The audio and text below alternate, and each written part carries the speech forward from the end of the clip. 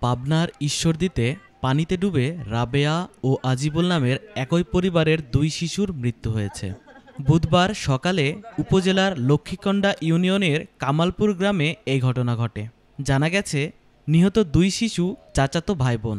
নিহত রাবেয়া ওই গ্রামের রাসেল সর্দারের মেয়ে ও আজিবুল পলান সর্দারের ছেলে।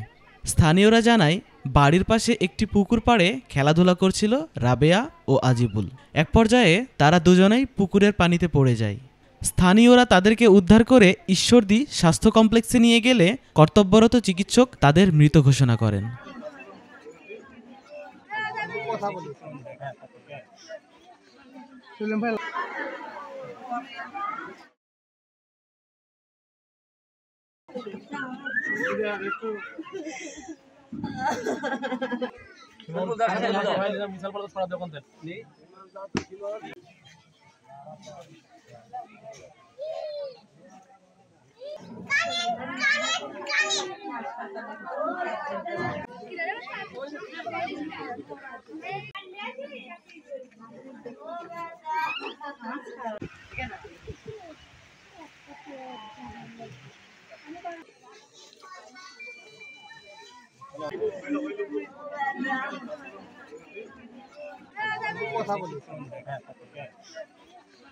সেলিম ভাই লাশ কোথায়?